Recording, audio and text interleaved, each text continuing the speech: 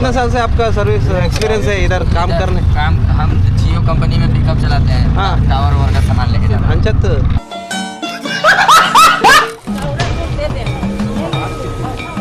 राजा हरिश्चंद्र। राजा हरिश्चंद्र। हाँ हरिश्चंद्र ओके।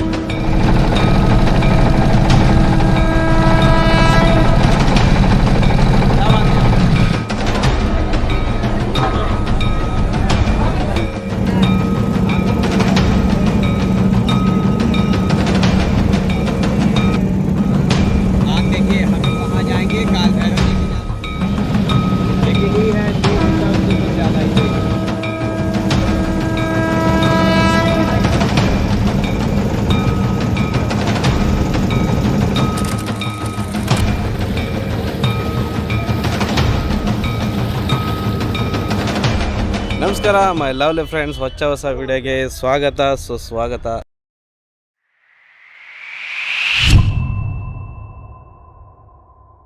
ನಾವಿದ್ದೀವಿ ಕಾಶಿ ಹೋಗೋ ರೂಟಲ್ಲಿ ಟಿಂಗ್ರಾಮೂಡ್ ಅಂತ ಒಂದು ಪ್ಲೇಸ್ ಬಂದಿದೆ. ಅಲ್ಲಿ ಬಂದು ನಮ್ಮ ಗಾಡಿ ಪಾರ್ಕ್ ಮಾಡಿದ್ದೇವೆ ಈಗ.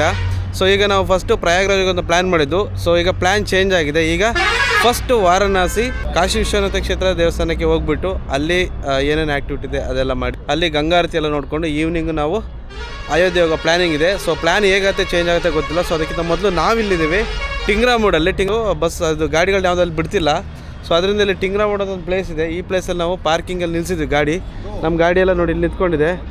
ತುಂಬ ಗಾಡಿಗಳಿದೆ ನೋಡಿ, ಇಲ್ಲಿ ಸಿಕ್ಕಾಪಟ್ಟೆ ಗಾಡಿ. ಅಲ್ಲಿ ಬಿಡ್ತಾನೆ ಇಲ್ಲ ಒಳಗಡೆ. ನಾವು ಟ್ರಾಫಿಕಲ್ಲಿ ಒಳಗಡೆ ಸಿಗಾಕೊಂಡು ಮತ್ತು 2-3 ಬಾರಿ ರೌಂಡ್ ಹಾಕಿದ್ವಿ. ಮತ್ತು ಇಲ್ಲಿ ಆಟೋದವ್ರು ಇಲ್ಲಿಂದ ಆಟೋ ಮಾಡ್ಕೊಂಡು ಹೋಗ್ಬೇಕು. ಎಷ್ಟು ದೂರ ಆಗುತ್ತೆ, ಇಲ್ಲಿಂದ 9 ಕಿಲೋಮೀಟರ್ ತೋರಿಸಿದೆ ವಾರಣಾಸಿ ಟೆಂಪಲ್ಗೆ. ನೋಡುವ ಏನಾಗುತ್ತೆ ಅಂತ ಅಪ್ಡೇಟ್ ಕೊಡ್ತಾ ಇರ್ತೀನಿ. ನೆಕ್ಸ್ಟ್ ನಾವೀಗ ಗಾಡೀಲಿರೋ ಲಗೇಜನ್ನೆಲ್ಲ ತೊಗೊಂಡ್ಬಿಟ್ಟು ಇಲ್ಲಿ ಗಾಡಿ ನೀಟಾಗಿ ಪಾರ್ಕ್ ಮಾಡಿಬಿದ್ವಿ. ಗಾಡಿ ಪಾರ್ಕ್ ಮಾಡಿಬಿಟ್ಟು ಇಲ್ಲಿಂದ ನಮ್ಮ ಲಗೇಜನ್ನು ತೊಗೊಂಡು, ನಮಗೆ ಬೇಕಾದ ಬೇಸಿಕ್ ಲಗೇಜನ್ನು ತೊಗೊಂಡು ಇಲ್ಲಿಂದ ಮತ್ತೆ ನಾವು ಕಾಶಿ ಹೋಗ್ಬಿಟ್ಟು ಸಂಜೆ ಅಲ್ಲಿ ಗಂಗಾ ಆರತಿ ಎಲ್ಲ ನೋಡ್ಕೊಂಡು ಮತ್ತೆ ರಿಟರ್ನ್ ಬರ್ತೀವಿ. Boys hi.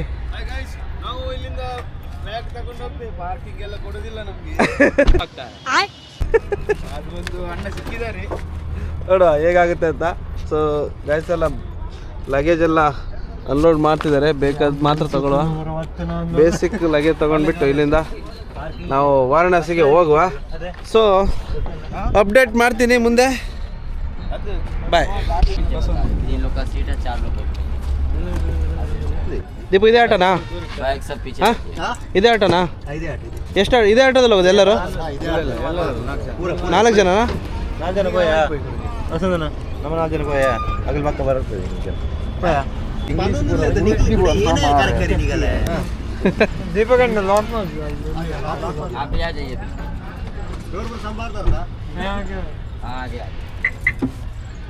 ಗಾಡಿ ಇಲ್ಲಿ ನಿಂತ್ಕೊಂಡಿದೆ, ನಾವು ಆಟೋದಲ್ಲಿ ಹತ್ತಿದ್ವಿ.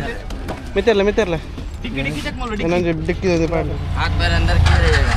ಹಾಂ ಆಯ್ತು. ನಮ್ಮ ಆಟೋ ಹೊರಡ್ತೇವೆ ಇಲ್ಲಿಂದ. ಏ ಭಯ ए इसका प्लेस का नाम क्या है? ಟಿಂಗ್ರಾಮೂಡ್. ಟೆಗ್ರಾಮೂಡ್ ಓಕೆ. ಟೆಗ್ರಾಮೂಡಿಂದ ಹೊರಟಿದ್ದೇವೆ ಆಟೋದಲ್ಲಿ. 9 ಕಿಲೋಮೀಟರ್ ಇಲ್ಲಿಂದ. ನೋಡಿ ಎಷ್ಟು ಗಂಟೆಗೆ ರೀಚ್ ಆಗ್ತೀವಿ, ಎಷ್ಟು ನಿಮಿಷಕ್ಕೆ ರೀಚ್ ಆಗ್ತೀವಿ ಅಂತ.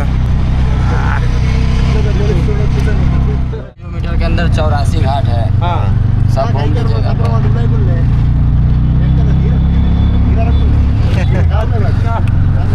सबसे बड़ा घाट एशिया का नमो घाट है यहाँ पर। सबसे लास्ट में नमो घाट है, एशिया का सबसे बड़ा घाट।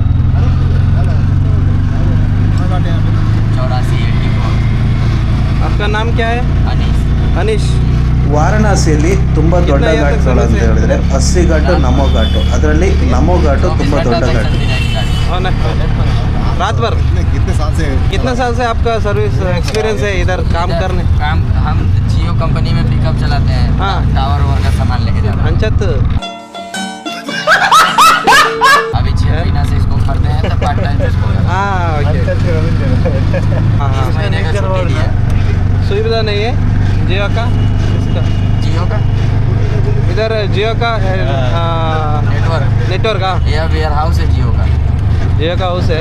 वेयर हाउस है।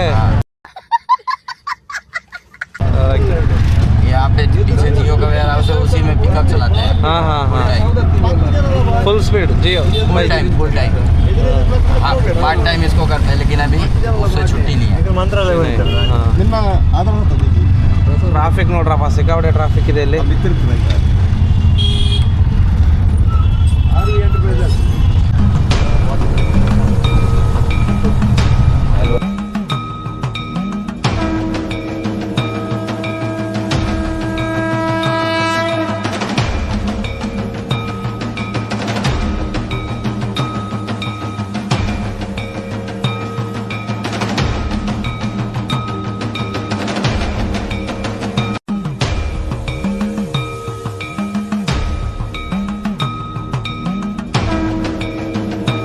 ನೋಡಿ, ಇಲ್ಲಿ ಕಾಣ್ತಿರೋ ಅರಮನೆ ರಾಜ ಹರಿಶ್ಚಂದ್ರ, ಸತ್ಯ ಹರಿಶ್ಚಂದ್ರ ಹೇಳ್ತಾರ, ಅವರ ಅರಮನೆ.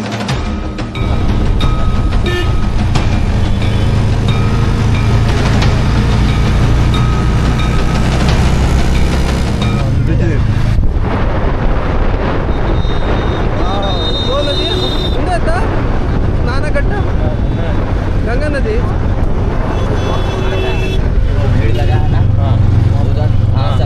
आगे जहाँ नाव खड़ी है उसके आगे। ಅಂತೂ ನಾನು ನಮ್ಮ ಫ್ರೆಂಡ್ಸು ಆಟೋ ಹಿಡ್ಕೊಂಡು ವಾರಣಾಸಿಯ ಕಾಶಿ ದೇವಸ್ಥಾನ ಹತ್ರ ಬಂದುಬಿಟ್ವಿ. ಈ ಕಾಶಿ ಬಗ್ಗೆ ಸ್ವಲ್ಪ ಸಣ್ಣದಾಗಿ ಇಂಟ್ರೊಡಕ್ಷನ್ ಕೊಡೋದಾದರೆ, ಈ ಕಾಶಿ ನಗರವನ್ನು ಪೌರಾಣಿಕ ಕಥೆಗಳ ಪ್ರಕಾರ ಭಗವಾನ್ ಶಿವನೇ ಸ್ವತಃ ನಿರ್ಮಿಸಿದ್ದೆಂದು ಪುರಾಣನೂ ಹೇಳ್ತವೆ. ಇದು ಗಂಗಾ ತೀರದ ಅತ್ಯಂತ ಪವಿತ್ರ ಕ್ಷೇತ್ರಗಳಲ್ಲಿ ಒಂದಾಗಿರುವುದು.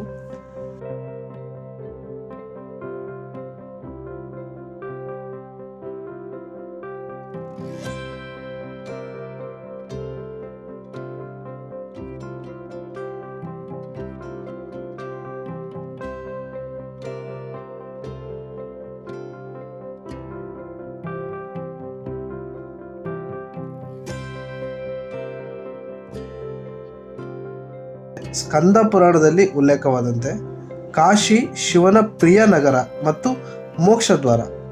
ಶಿವನು ಪಾರ್ವತಿ ದೇವಿಯೊಂದಿಗೆ ಇಲ್ಲೇ ವಾಸ ಮಾಡುವುದಾಗಿ ನಿರ್ಧರಿಸಿದ್ದರಿಂದ ಅವಿಮುಕ್ತ ಕ್ಷೇತ್ರ ಅಂದರೆ ಶಿವನಿಂದ ಎಂದಿಗೂ ತ್ಯಜಿಸಲಾಗದ ಸ್ಥಳ ಎಂದು ಕರೀತಾರೆ. ಹಳೆ ಪೌರಾಣಿಕ ಉಲ್ಲೇಖಗಳ ಪ್ರಕಾರ ಋಗ್ವೇದ, ಉಪನಿಷತ್ತುಗಳು, ಮಹಾಭಾರತ ಮತ್ತು ರಾಮಾಯಣದಲ್ಲಿ ಕಾಶಿಯ ಉಲ್ಲೇಖ ಇದೆ. ಇದು ಪ್ರಾಚೀನ ಭಾರತದಲ್ಲಿ ಜ್ಞಾನ, ವೃತ್ತಿಪರತೆ ಮತ್ತು ಆಧ್ಯಾತ್ಮಿಕತೆಯ ಕೇಂದ್ರವಾಗಿದೆ. ನಾವೀಗ ರೀಚ್ ಆಗಿದ್ದೇವೆ.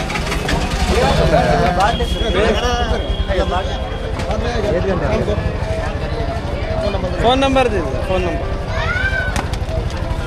इस घाट का नाम 20 मिनट पहले फोन कीजिएगा। हाँ 630 ಸುದೀರ್ಘ ಒಂದು 4 ಕಿಲೋಮೀಟ್ರ್ 5 ಕಿಲೋಮೀಟ್ರ್ ಗ್ಯಾಪ್ ನಂತರ ನಾವು ಬಂದಿದ್ದೇವೆ ಅಸ್ಸಿ ಘಾಟಿಗೆ. ಸೊ ಇಲ್ಲಿ ತುಂಬ ರಶ್ ಇದ್ದಾರೆ ಜನ, ನೀವು ನೋಡಬೇಕು, ಸಿಕ್ಕಾಪಟ್ಟೆ ರಶ್ ಇದೆ.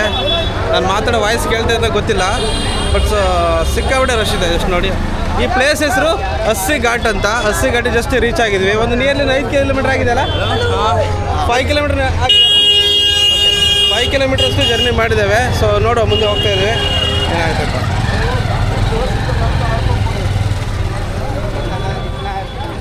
ಓಯ್, ಹೇಗಿತ್ತು ಜರ್ನಿ ಆಟೋದು? ಟುಕ್ ಟುಕ್ ಆಟೋದು ಸೂಪರ್. ಇದು ಅಸ್ಸಿ ಘಾಟ್ ಹತ್ರ ಬಂದರೆ ಇಲ್ಲಿ ಉಡುಪಿ ಶ್ರೀಕೃಷ್ಣ ಮಧ್ವ ಮಂದಿರ್ ಇದೆ. ನೀವು ಬೇಕಿದ್ರೆ ಇಲ್ಲಿ ಬಂದು ವಿಸಿಟ್ ಆಗ್ಬೋದು, ಇಲ್ಲಿ ಸ್ಟೇ ಆಗ್ಬೋದು. ಕೇಳಿ ನೋಡಿ. ಮೊಬೈಲ್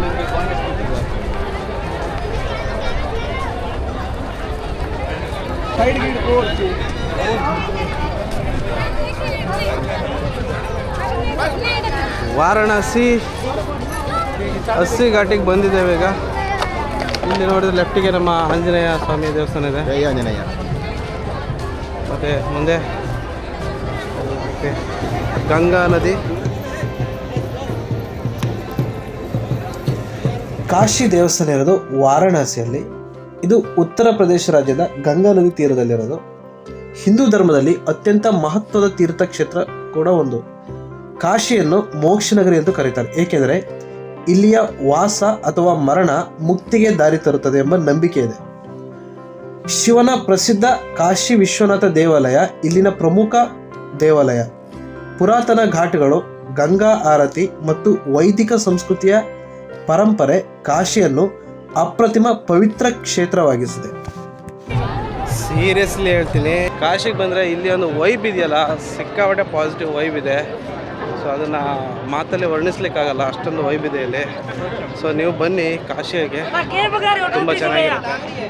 ತುಂಬ ಜನ ಇದ್ದಾರೆ, ಲಕ್ಷಾಂತರ ಜನಗಳಿದ್ದಾರೆ ಇಲ್ಲಿ. ಮತ್ತು ಇಲ್ಲಿ ಗಂಗಾ ನದಿಯಲ್ಲಿ ಮತ್ತು ಇಲ್ಲಿ ಬೋಟಿಂಗ್ ಫೆಸಿಲಿಟೀಸೂ ಇದೆ. ಬೋಟಿಂಗ್ ಆದರೂ ಬೋಟಿಗೆ ಹೋಗ್ಬೋದು. ಈ ಪ್ಲೇಸ್ ಹೆಸರು ತುಳಸಿ ಘಾಟ್ ಅಂತ. ಸೊ ತುಳಸಿ ಘಾಟ್ ಹತ್ರ ಬಂದಿದ್ದೇವೆ. ತುಳಸಿ ಘಾಟಿಂದ ನೇರ ಹೋದರೆ ಅಲ್ಲಿ ಒಂದು ಸ್ನಾನ ಘಟ್ಟ ಇದೆ. ಅಲ್ಲೇ ಹೋಗಿ ನಾವು ಫ್ರೆಂಡ್ಸ್ ನಾವೆಲ್ಲ ಸ್ನಾನ ಮಾಡಿದ್ವಿ. ಸ್ನಾನ ಮಾಡೋ ನಂತರ ನಾವು ಡ್ರೆಸ್ ಚೇಂಜ್ ಮಾಡಿಕೊಂಡು ಅಲ್ಲಿಂದ ನಾವು ಬೋಟ್ ಸವಾರಿ ಮಾಡಲಿಕ್ಕೆ ಹೋದ್ವಿ. ಬೋಟ್ ಸವಾರಿ ಮಾಡಲಿಕ್ಕೆ ಇಂಥ ಪ್ರೈಸ್ ಅಂತಲೇ ಇಲ್ಲ, ಕೆಲವರಿಗೆ ಹೈ ಪ್ರೈಸ್ ಇರುತ್ತೆ, ಕೆಲವರಿಗೆ ಲೋ ಪ್ರೈಸ್ ಇರುತ್ತೆ. ಒಂದ್ ಸ್ವಲ್ಪ ಕರುಣೆ ಇರ್ಲಿ, ಇದೆ ಕೈ ಮುಗಿದು ಬೇಡ್ತೀನಿ, ಕರುಣೆ ಇರ್ಲಿ. ಒಂದೊಂದು ಬೋಟ್ ಮೇಲೆ ನಿಮ್ಗೆ ಡಿಪೆಂಡ್ ಆಗುತ್ತೆ ಯಾವ ಬೋಟ್ ಮೇಲೆ ಹತ್ತಿದ್ದೀರಿ ಅಂತ. ನಾವು ನಾರ್ಮಲ್ ಸಿಂಪಲ್ ಬೋಟಿಗೆ ಹತ್ತಿದ್ವಿ, ತುಂಬ ಚೆನ್ನಾಗಿತ್ತು. ಪ್ರೈಸು ವೇರಿ ಆಗುತ್ತೆ, ನಾನು ಪ್ರೈಸ್ ಹೇಳಿದ್ರೆ ಸರಿ ಆಗಲ್ಲ. ನೀವು ಅಲ್ಲಿಗೆ ಹೋದಾಗ ಮೇ ಬಿ ಪ್ರೈಸ್ ಬೇರೆ ಇರ್ಬೋದು, ಅಥವಾ ನಾವು ಹೋದಾಗ ಕಮ್ಮಿ ಕೊಟ್ಟಿದ್ದೇವೆ. ಸೊ ನೀವು ಅಲ್ಲಿ ಡೈರೆಕ್ಟ್ ಅವರೊಟ್ಟಿಗೆ ಹೋಗಿ ಮಾತಾಡಿದ್ರೆ ಬೋಟ್ ಪ್ರಯಾಣ ಮಾಡ್ತಾ ಇದ್ದೀವಿ. ಗಂಗಾ ನದಿ ತೀರದಲ್ಲಿರುವ ವಾರಣಾಸಿಯಲ್ಲಿ ಒಟ್ಟು 88 ಘಾಟ್ಗಳಿದೆ. ಪ್ರತಿ 14 ಹೆಜ್ಜೆಗೆ ಒಂದೊಂದು ಘಾಟ್ಗಳು ಸಿಗ್ತವೆ. ಈ ಗಂಗಾ ನದಿ ತೀರ ಪವಿತ್ರ ಸ್ನಾನಕ್ಕೆ ಕೇಂದ್ರ ಬಿಂದುವಾಗಿದ್ದು ವಿಭಿನ್ನ ಐತಿಹಾಸಿಕ ಮತ್ತು ಧಾರ್ಮಿಕ ಮಹತ್ವವನ್ನು ಹೊಂದಿದೆ. ಇದರಲ್ಲಿ 88 ಘಾಟ್ಗಳಲ್ಲಿ ಪ್ರಮುಖವಾದ ಘಾಟ್ಗಳು ದಶಾಶ್ವಮೇಧ ಘಾಟ್, ಮಣಿಕರ್ಣಿಕಾ ಘಾಟ್, ಹರಿಶ್ಚಂದ್ರ ಘಾಟ್, ಅಸ್ಸಿ ಘಾಟ್, ಪಂಚಗಂಗಾ ಘಾಟ್, ಶಿವಾಲಾ ಘಾಟ್, ರಾಣಾ ಮಹಲ್ ಘಾಟ್, ಈ ರೀತಿ ಪ್ರಮುಖವಾದ ಘಾಟ್ಗಳು ಇದಾವೆ.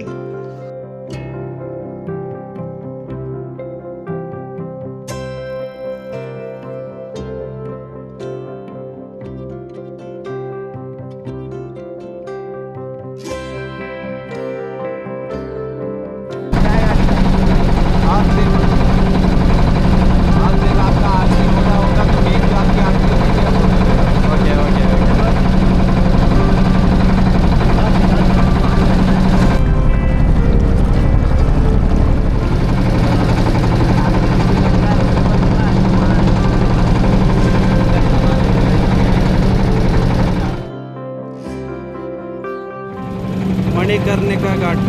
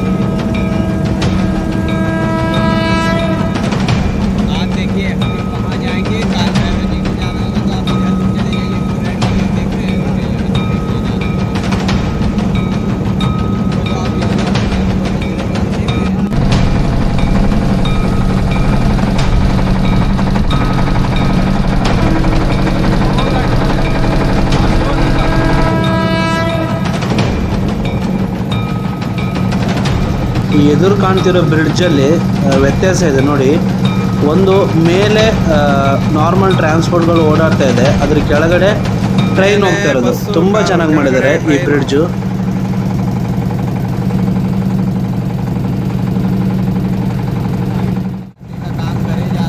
ನಮೋ ಘಾಟ್.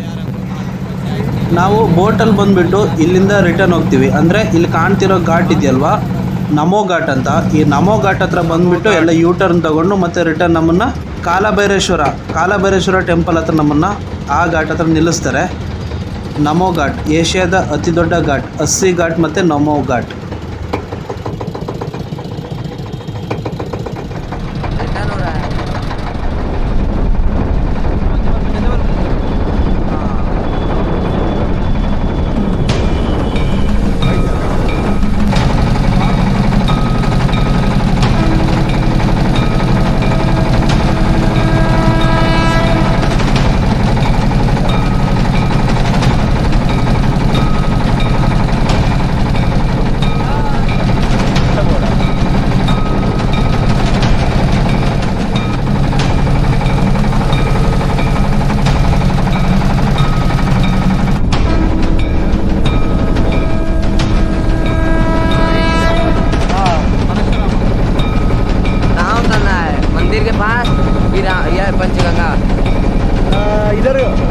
इधर जाके उधर जाने का है ना?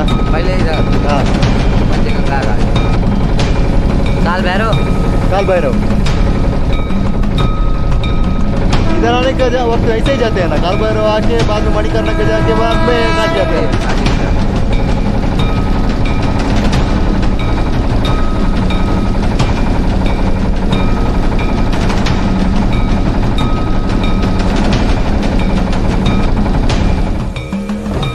ಸೊ ಈಗ ನಾನು ರೀಚ್ ಆಗಿದ್ದೇನೆ ಕಾಲಭೈರೇಶ್ವರ ದೇವಸ್ಥಾನಕ್ಕೆ. ಸೊ ಇಲ್ಲಿಂದ ಮಣಿಕರ್ಣಿಕಾ ಘಾಟ್ ಆಮೇಲೆ ಕಾಶಿ ವಿಶ್ವನಾಥ ವಿಸಿಟ್ ಮಾಡಬೇಕಾಗುತ್ತೆ. ಸೊ ನೋಡು ಇಲ್ಲಿ ಹೇಗಿದೆ ಅಂತ, ಬನ್ನಿ ತೋರಿಸ್ತೀನಿ. ಸೊ ನಾವೀಗ ಕಾಶಿ ವಿಶ್ವನಾಥ ಟೆಂಪಲ್ಗೆ ಹೋಗೋಕ್ಕಿಂತ ಮೊದಲು ಫಸ್ಟು ಕಾಲಭೈರೇಶ್ವರ ಟೆಂಪಲ್ಗೆ ವಿಸಿಟ್ ಮಾಡಬೇಕು. ಆ ನಂತರ ಮಣಿಕರ್ಣಿಕಾ ಘಾಟಿಗೆ ಹೋಗ್ಬಿಟ್ಟು ಅಲ್ಲಿ ವಿಸಿಟ್ ಮಾಡಿಬಿಟ್ಟು ಅಲ್ಲಿ ದೇವರ ಆಶೀರ್ವಾದ ತಗೊಂಡು ಡೈರೆಕ್ಟ್ ಕಾಶಿ ವಿಶ್ವನಾಥ ಟೆಂಪಲಿಗೆ ಹೋಗಬೇಕು. ಇಲ್ಲಿರುವ ಪದ್ಧತಿ ಪ್ರಕಾರ ಈ ದೇವಸ್ಥಾನ ದರ್ಶನ ಆದ ನಂತರ ಕಾಶಿ ವಿಶ್ವನಾಥ ಲಾಸ್ಟಿಗೆ ದರ್ಶನ ಮಾಡೋದು. ಸೊ ಇಲ್ಲಾಂದರೆ ಡೈರೆಕ್ಟ್ ಕಾಶಿ ವಿಶ್ವನಾಥ ದೇವಸ್ಥಾನಕ್ಕೆ ವಿಸಿಟ್ ಮಾಡಿದರೆ ಯಾವುದೇ ರೀತಿ ಪರಿಣಾಮ ಬೀರೋದಿಲ್ಲ ಅಂತ ಹೇಳ್ತಾರೆ ಇಲ್ಲಿದು ಸಂಪ್ರದಾಯದ ಪ್ರಕಾರ. ಸೊ ಹಾಗಾದರೆ ನಾವೀಗ ಕಾಲಭೈರೇಶ್ವರ ಟೆಂಪಲ್ಗೆ ಹೋಗ್ಬಿಟ್ಟು ಒಂದು ಅಲ್ಲಿ ದರ್ಶನ ಪಡ್ಕೊಂಡು ಅಲ್ಲಿಂದ ಮಣಿಕರ್ಣಿಕಾಗೆ ಹೋಗ್ತಾನೆ.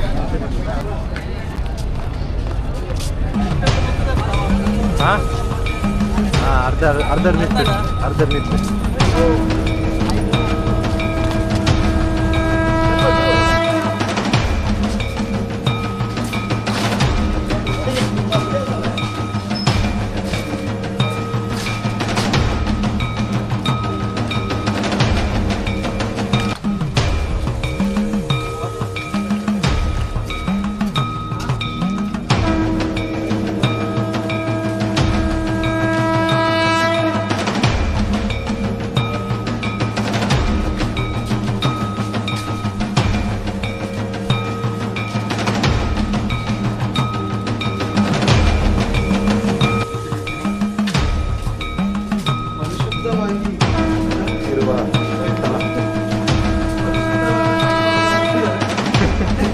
ರೆಸಿಪಿ ಕೇಳುವ.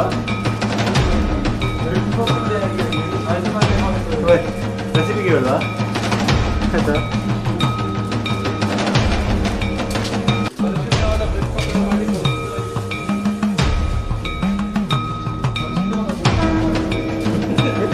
ತಾಲಿಯ ಗೊತ್ತಾ?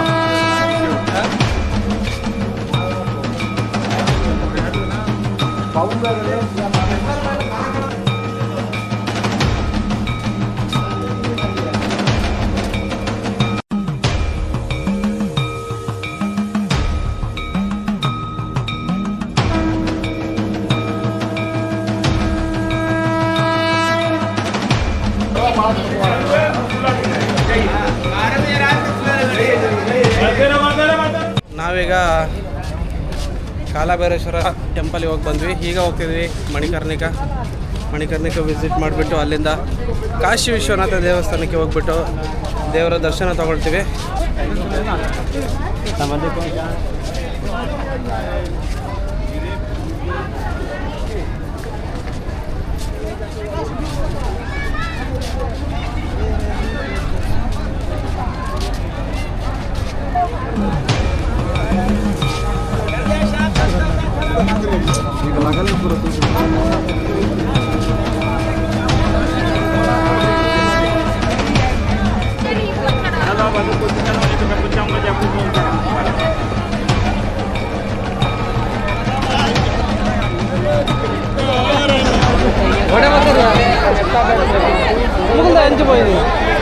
ರಶ್ಶು ಜೀವನದಲ್ಲಿ ಯಾವ ದೇವಸ್ಥಾನದಲ್ಲೂ ನೋಡಿಲ್ಲ ಅಷ್ಟು.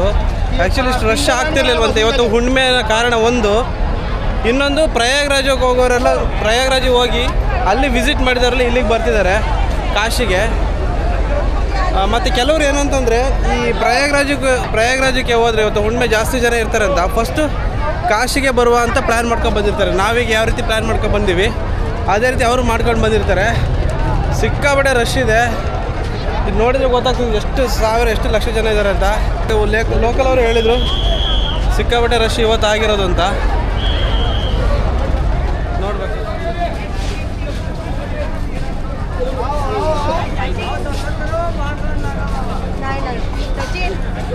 बोलो थे यार कैसे बोलते हैं बड़ा है वो मूल बड़ा बड़ा ಇಲ್ಲಿ ಕಾಣಿಸ್ತಿರೋ ದೇವಸ್ಥಾನ ಇದೆಯಲ್ವಾ, ಇದು ರತ್ನೇಶ್ವರ ಮಹಾದೇವ ದೇವಸ್ಥಾನ ಅಂತ. ಈ ದೇವಸ್ಥಾನ 90 ಡಿಗ್ರಿಯಷ್ಟು ಓರೆ ಆಗಿದೆ. ಕಾಶಿಲಿ ನೋಡುವ ಎಲ್ಲ ದೇವಸ್ಥಾನಕ್ಕಿಂತ ತುಂಬ ಕೆಳಮಟ್ಟವಾಗಿ ನಿರ್ಮಿಸಿದ್ದಾರೆ. ಒಮ್ಮೊಮ್ಮೆ ತುಂಬ ನೀರು ಬಂದರೆ ಮಳೆಗಾಲ ಟೈಮಲ್ಲಿ ಈ ದೇವಸ್ಥಾನ ಮುಚ್ಚೋಗಿರುತ್ತೆ. ಮಳೆಗಾಲ ಟೈಮಲ್ಲಿ ಈ ದೇವಸ್ಥಾನ ಸಂಪೂರ್ಣವಾಗಿ ಮುಚ್ಚೋಗಿರುತ್ತೆ. ಗರ್ಭಗುಡಿ ಎಲ್ಲ ಪೂರ್ತಿ ಮುಚ್ಚೋಗಿರುತ್ತೆ. ಆಗ ಪೂಜೆ ಪುನಸ್ಕಾರ ಏನು. ಈ ದೇವಸ್ಥಾನವನ್ನು ಕಾಶಿ ಕರ್ವತ್ ಎಂತಲೂ ಕರೀತಾರೆ. ಕಾಶಿ ಅಂದರೆ ವಾರಾಣಸಿಯ ಪ್ರಾಚೀನ ಹೆಸರು, ಮತ್ತು ಕರ್ವತ್ ಎಂದರೆ ಹಿಂದಿಯಲ್ಲಿ ಹೊರಗುವುದು ಅಂತ ಅರ್ಥ. ಇದು ಕರೆಕ್ಟಾಗಿ ಯಾವಾಗ ನಿರ್ಮಾಣ ಆಗಿದೆ ಅಂತಲೂ ಗೊತ್ತಿಲ್ಲ, ಬಟ್ ಆದರೂ 500 ವರ್ಷಗಳ ಹಿಂದೆ ರಾಜ ಮಾನ್ ಸಿಂಗ್ ಅವರ ಸೇವಕ ತನ್ನ ತಾಯಿ ರತ್ನಾಬಾಯಿಗಾಗಿ ನಿರ್ಮಿಸಿದನೆಂದು ಕೆಲವರು ಹೇಳ್ತಾರೆ. ಕೆಲವು ಮೂಲಗಳ ಪ್ರಕಾರ ಇದನ್ನು 19ನೇ ಶತಮಾನದಲ್ಲಿ ಗ್ವಾಲಿಯರ್ನ ರಾಣಿ ಬೈಜಾಬಾಯಿ ನಿರ್ಮಿಸಿದರೆಂದು ಹೇಳ್ತಾರೆ. ಇನ್ನೊಂದು ಕಥೆ ಪ್ರಕಾರ ಇದನ್ನು ಇಂದೋರ್ನ ಅಹಲ್ಯಾಬಾಯಿಯ ಮಹಿಳಾ ಸೇವಕಿ ರತ್ನಾಬಾಯಿ ನಿರ್ಮಿಸಿದ ಭೈರವ ದೇವಸ್ಥಾನ ದರ್ಶನ ಮಾಡಿಕೊಂಡು ಅಲ್ಲಿಂದ ವಿಶ್ವನಾಥ ದೇವಸ್ಥಾನಕ್ಕೆ ಹೋಗುವ ದಾರಿಯ ಮಧ್ಯದಲ್ಲಿ ಸಿಗೋದೆ ಮಣಿಕರ್ಣಿಕಾ ಘಾಟ್. ಈ ಮಣಿಕರ್ಣಿಕಾ ಘಾಟ್ ಬಗ್ಗೆ ಹೇಳೋದಾದ್ರೆ, ವಾರಣಾಸಿಯಲ್ಲಿ ಸಿಗುವ ಪ್ರತಿಯೊಂದು ಘಾಟ್ಗಳು ಅದರದ್ದೇ ಆದ ಇತಿಹಾಸ ಒಂದು. ಅದರಲ್ಲಿ ಮಣಿಕರ್ಣಿಕಾ ಘಾಟ್ ಕೂಡ ಒಂದು. ಬನಾರಸ್ ಘಾಟ್ಗಳಲ್ಲಿ ಮಣಿಕರ್ಣಿಕಾ ಘಾಟನ್ನು ಹಿಂದೂಗಳು ಅತ್ಯಂತ ಪವಿತ್ರವಾದ ದಹನ ಸ್ಥಳವೆಂದು ಪರಿಗಣಿಸಲಾಗುತ್ತದೆ. ಇಲ್ಲಿ ಅಂತಿಮ ವಿಧಿವಿಧಾನಗಳನ್ನು ಮಾಡುವ ಹಿಂದೂಗಳು ಜೀವನ ಮತ್ತು ಮರಣದ ಚಕ್ರದಿಂದ ಮುಕ್ತರಾಗುತ್ತಾರೆ ಎಂದು ನಂಬಲಾಗುತ್ತದೆ. ಬನಾರಸ್ನ ಮಣಿಕರ್ಣಿಕಾ ಘಾಟಿಗೆ ಸಂಬಂಧಿಸಿದ ಕೆಲವು ಕಥೆಗಳು ಇದೆ, ರಹಸ್ಯಗಳು ಇದೆ. ಅದ್ರ ಬಗ್ಗೆ ಸ್ವಲ್ಪ ಡಿಸ್ಕಷನ್ ಮಾಡೋಣ. ಮಣಿಕರ್ಣಿಕಾ ಎಂದರೆ ಕಿವಿಯೋಲೆ ಮತ್ತು ಕರ್ಣಂ ಎಂದರೆ ಕಿವಿ. ಎರಡನ್ನು ಸೇರಿಸಿ ಮಣಿಕರ್ಣಿಕಾ ಎಂಬ ಹೆಸರು ಪೌರಾಣಿಕ ಕಥೆಯಿಂದ ಬಂದಿರುತ್ತೆ. ಅದರ ಪ್ರಕಾರ ವಿಷ್ಣು ಇಲ್ಲಿ ಶಿವ ಮತ್ತು ಪಾರ್ವತಿ ಸ್ನಾನ ಮಾಡಲು ಬಾವಿಯನ್ನು ತೋಡಿರ್ತಾನೆ. ಇದನ್ನು ಈಗ ಮಣಿಕರ್ಣಿಕಾ ಕುಂಡ ಎಂತಲೂ ಕರೀತಾರೆ. ಶಿವನು ಈ ಕೊಳದಲ್ಲಿ ಸ್ನಾನ ಮಾಡುತ್ತಿದ್ದಾಗ ಅವನ ಕಿವಿಯೋಲೆಗಳಲ್ಲಿ ಒಂದು ಬಾವಿಗೆ ಬಿದ್ದಿರುತ್ತೆ. ಅಂದಿನಿಂದ ಈ ಸ್ಥಳಕ್ಕೆ ಮಣಿಕರ್ಣಿಕಾ ಘಾಟ್ ಎಂದು ಕರೆಯುತ್ತಾರೆ. ಮಣಿಕರ್ಣಿಕಾ ಕುಂಡವು ಅಂತಿಮವಾಗಿ ಗಂಗಾ ನದಿಯೊಂದಿಗೆ ವಿಲೀನ ಆಗುತ್ತೆ. ಕಾಶಿ ಖಂಡದ ಪ್ರಕಾರ ಕಾಶಿಯಲ್ಲಿ ಯಾರು ತಮ್ಮ ಪ್ರಾಣವನ್ನು ತ್ಯಜಿಸುತ್ತಾರೋ ಅವರ ಕಿವಿಯಲ್ಲಿ ಶಿವನೇ ಖುದ್ದಾಗಿ ಬಂದು ತಾರಕ ಮಂತ್ರವನ್ನು ಪಿಸುಗುಟ್ಟುತ್ತಾನೆ ಎಂದು ನಂಬಿಕೆ ಇದೆ. ಈ ಮಂತ್ರವನ್ನು ಕೇಳಿದ ನಂತರ ಆ ವ್ಯಕ್ತಿಯ ಆತ್ಮವು ಜನನ ಮತ್ತು ಮರಣದ ಚಕ್ರದಿಂದ ಮುಕ್ತವಾಗುತ್ತದೆ. ಅದಕ್ಕಾಗಿಯೇ ಕಾಶಿಯಲ್ಲಿ ಸಾವನ್ನು ಅಮಂಗಳ ಅಂತ ಕರೆಯೋದಿಲ್ಲ.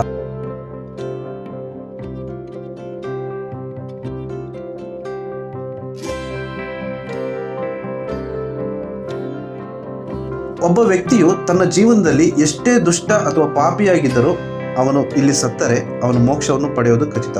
ಪುರಾಣಗಳ ಪ್ರಕಾರ ಕಾಶಿಯಲ್ಲಿ ಸಾವು ವ್ಯಕ್ತಿಯು ತನ್ನ ಹಿಂದಿನ ಜನ್ಮದಲ್ಲಿ ಮಾಡಿದ ಕರ್ಮಗಳಿಂದ ಉಂಟಾಗುತ್ತದೆ.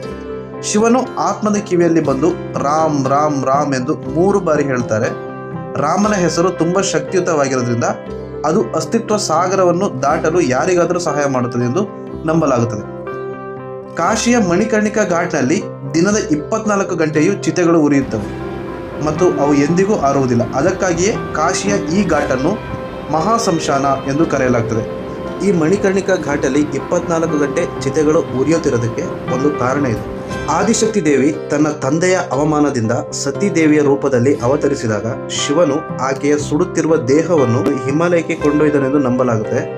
ಆ ಸಮಯದಲ್ಲಿ ಶಿವನ ದುಸ್ಥಿತಿಯನ್ನು ನೋಡಿದ ವಿಷ್ಣು ತನ್ನ ಸುದರ್ಶನ ಚಕ್ರವನ್ನು ದೇವಿ ಆದಿಶಕ್ತಿಯ ಸುಡುತ್ತಿರುವ ದೇಹದ ಮೇಲೆ ಎಸೆತಾರೆ. ಇದರಿಂದಾಗಿ ಆಕೆಯ ದೇಹವು 51 ತುಂಡುಗಳಾಗಿ ಛಿದ್ರವಾಗುತ್ತೆ. ದೇಹದ ತುಂಡುಗಳು ಭೂಮಿ ಮೇಲೆ ಬಿದ್ದದ್ದೆಲ್ಲ ಅವುಗಳು ಶಕ್ತಿಪೀಠಗಳೆಂದು ಕರೀತಾರೆ. ಅದೇ ಸಮಯದಲ್ಲಿ ಮಾತಾ ಸತಿಯ ಕಿವಿಯೊಲೆಯು ಮಣಿಕರ್ಣಿಕಾ ಘಾಟ್ ಮೇಲೆ ಬಿದ್ದಿರುತ್ತೆ. ಆದ್ದರಿಂದ ಇದನ್ನು ಶಕ್ತಿಪೀಠವಾಗಿ ಸ್ಥಾಪಿಸಲಾಗುತ್ತದೆ ಮತ್ತು ಮಣಿಕರ್ಣಿಕಾ ಎಂದು ಕರೆಯುತ್ತಾರೆ.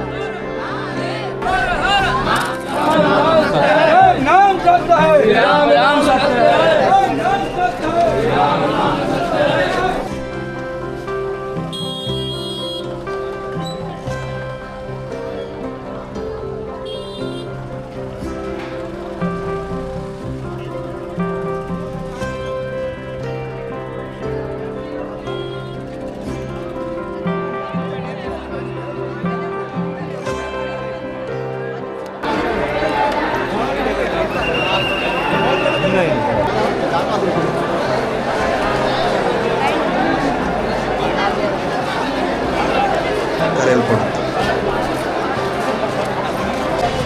ಗಾಯ್ಸ್, ಈಗ ಕಾಶಿಗೆ ಬಂದಾಯಿತು, ದರ್ಶನ ಎಲ್ಲ ಮಾಡಾಯಿತು. ನಾವು ಹೇಗೋ ದರ್ಶನ ಮಾಡ್ಕೊಂಡು ಬಂದ್ವಿ. ಸಿಕ್ಕಾಪಟ್ಟೆ ಲೈನ್ ಇದೆ. ಇವತ್ತು ಹುಣ್ಣಿಮೆ ಆಗಿರೋದ್ರಿಂದ ಸಿಕ್ಕಾಪಟ್ಟೆ ಜನ ಇದ್ದಾರೆ, ಜನ ನಾವು ಆಗ್ತಿರಲಿಲ್ಲ. ಅದರಿಂದ ತುಂಬ ರಶ್ ಇರೋದ್ರಿಂದ ಪ್ರಯಾಗ್ರಾಜ್ ಕಡೆಯಿಂದ ಬಂದವರು ಎಲ್ಲರೂ ಇಲ್ಲಿಗೆ ಕಾಶಿಗೆ ಬರೋದ್ರಿಂದ ಒಂದು 15 ದಿನ ಗಂಗಾರತಿ ಕ್ಲೋಸ್ ಮಾಡಿದರು. ಸೊ ನಾವು ಗಂಗಾರತಿ ನೋಡ್ಲಿಕ್ಕೆ ಆಗಲಿಲ್ಲ.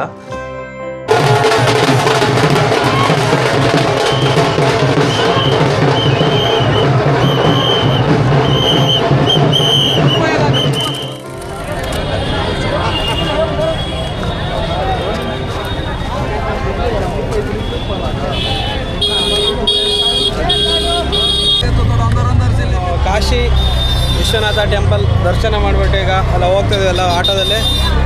ಸೊ ನೋಡಿ ಹೇಗಿದೆ ಆಟೋ, ಸಿಕ್ಕಾಪಟ್ಟೆ ರಶ್ ಇದ್ದಾರೆ ಇವತ್ತು. ಆ್ಯಕ್ಚುಲಿ ಸಿಕ್ಕಾಪಟ್ಟೆ ರಶ್ ಇದ್ದಾರೆ ಹುಣ್ಣಿಮೆ ಆಗಿರೋದ್ರಿಂದ.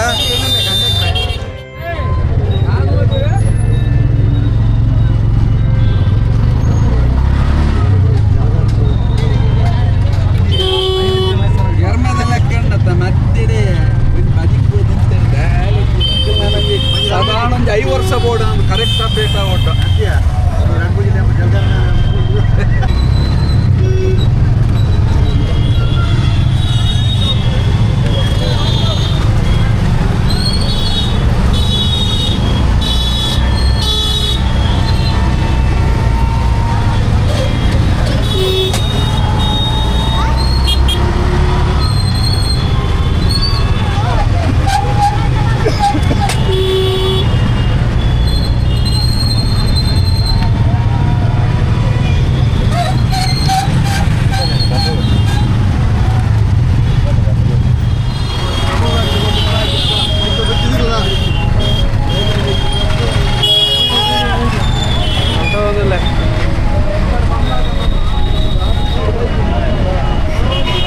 ಈ ರೀತಿ ಕಾಶಿ ದರ್ಶನ ಮಾಡಿಬಿಟ್ಟು ನಾವು ರಿಟರ್ನು ಅಯೋಧ್ಯೆಗೆ ಹೊರಟ್ವಿ. ಸೊ ಈ ವಿಡಿಯೋ ನಿಮ್ಗೆ ಇಷ್ಟ ಆಗಿದೆ ಅಂತ ಭಾವಿಸ್ತೀನಿ. ಇಷ್ಟ ಆಗಿದ್ರೆ ಲೈಕ್ ಮಾಡಿ, ಶೇರ್ ಮಾಡಿ ಮತ್ತು ಚಾನಲ್ನ ತಪ್ಪದೇ ಸಬ್ಸ್ಕ್ರೈಬ್ ಮಾಡಿ. ಇದೇ ರೀತಿ ಇನ್ನೊಂದು ವಿಡಿಯೋ ಜೊತೆ ನಿಮ್ಮನ್ನು ಭೇಟಿ ಆಗ್ತೀನಿ. ನೆಕ್ಸ್ಟ್ ನಾನು ನಿಮ್ಮನ್ನು ಅಯೋಧ್ಯೆಯಲ್ಲಿ ಭೇಟಿ ಮಾಡ್ತೀನಿ. ಟೇಕ್ ಕೇರ್, ಬಾಯ್ ಬಾಯ್.